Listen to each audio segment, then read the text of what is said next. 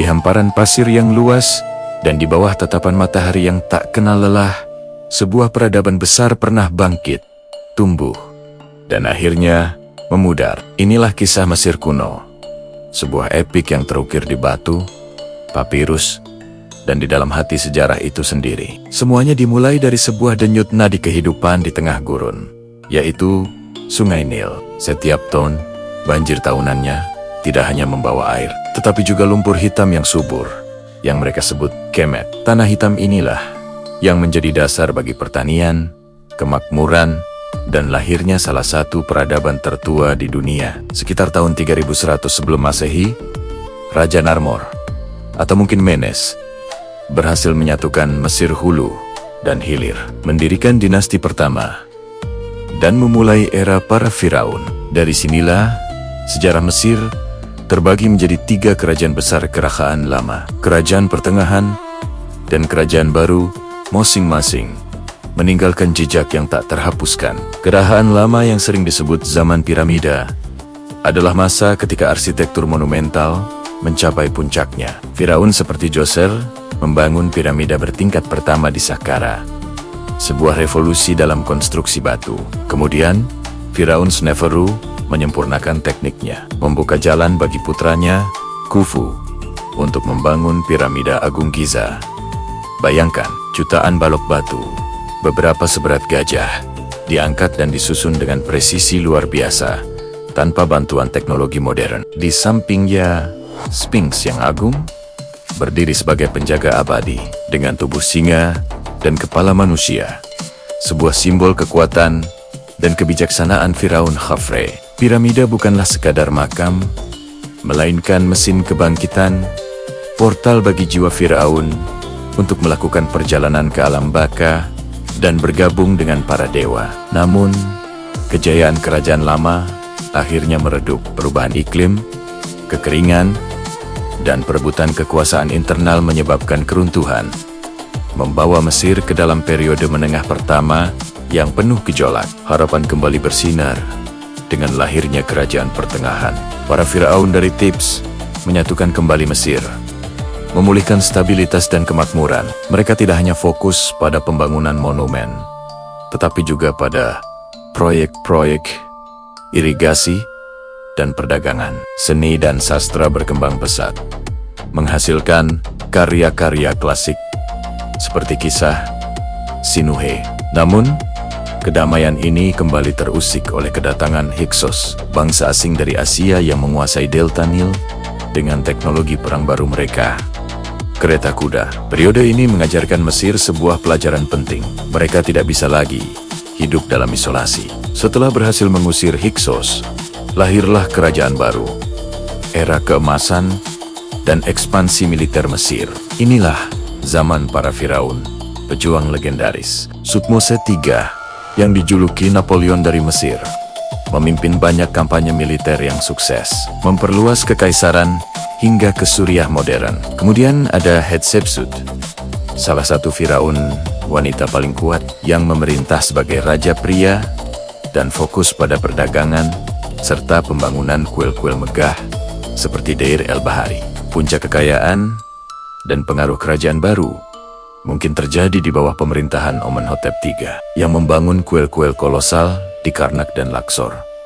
Namun, putranya, Akhenaten, membawa revolusi keagamaan yang mengguncang Mesir hingga ke akarnya. Ia menghapus jajaran dua-dua tradisional dan memperkenalkan penyembahan tunggal terhadap Dewa Matahari, Oten. Ia bahkan memindahkan ibu kota ke kota baru, Amarna. Perubahan drastis ini tidak bertahan lama. Setelah kematiannya, penggantinya, Tutankhamun, yang masih muda, mengembalikan tradisi lama. Meskipun pemerintahnya singkat, makamnya yang ditemukan utuh pada tahun 1922 oleh Howard Carter memberikan kita jendela paling menakjubkan ke dalam kemegahan harta karun seorang Firaun. Firaun besar terakhir dari kerajaan baru adalah Ramses II atau Ramses Agung.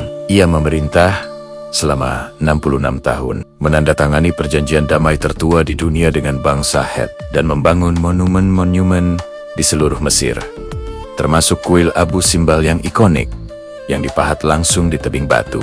Namun, tidak ada kekaisaran yang bertahan selamanya. Setelah pemerintahan Ramses II Mesir mulai menghadapi serangkaian tantangan, serangan dari bangsa laut, perebutan kekuasaan internal, dan hilangnya kendali atas wilayah, kekuasaan melemahkan kerajaan baru secara perlahan. Mesir memasuki periode menengah ketiga dan periode akhir, di mana ia seringkali berada di bawah kekuasaan bangsa asing, mulai dari Libya, Nubia, Assyria, hingga Persia. Meskipun ada beberapa periode singkat kemerdekaan, kekuatan Mesir sebagai adidaya dunia telah memudar. Pada tahun 332 sebelum Masehi, babak baru dimulai. Alexander Agung dari Makedonia menaklukkan Mesir tanpa perlawanan berarti. Ia dielu-elukan sebagai pembebas dari kekuasaan Persia dan dinobatkan sebagai Firaun. Setelah kematiannya, salah satu jenderalnya, Ptolemy, mengambil alih Mesir dan mendirikan dinasti Ptolemaic, sebuah dinasti Yunani yang memerintah sebagai Firaun Mesir. Mereka membangun kota Alexandria menjadi pusat pembelajaran dan budaya dunia dengan perpustakaannya yang legendaris. Penguasa terakhir dari dinasti ini dan Firaun terakhir Mesir kuno adalah seorang wanita yang namanya bergema sepanjang sejarah, Cleopatra Septimo. Ia adalah seorang pemimpin yang cerdas dan karismatik, yang berjuang mati-mission untuk menjaga kemerdekaan Mesir di tengah kebangkitan kekuatan baru yang tak terbendung, yaitu Roma.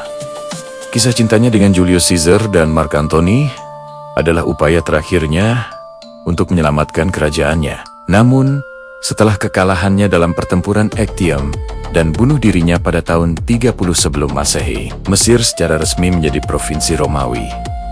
Era para Firaun pun berakhir. Selama 3 milenium, peradaban Mesir kuno telah memberi dunia tulisan hieroglif, kemajuan dalam matematika dan kedokteran, arsitektur yang menentang waktu, dan sistem kepercayaan yang rumit tentang kehidupan, kematian, dan keabadian. Meskipun kerajaannya telah runtuh, warisannya tetap hidup, tersembunyi di dalam makom-makom yang sunyi, tertulis di dinding kuil, dan berbisik di antara reruntuhan kuno di sepanjang sungai Nil.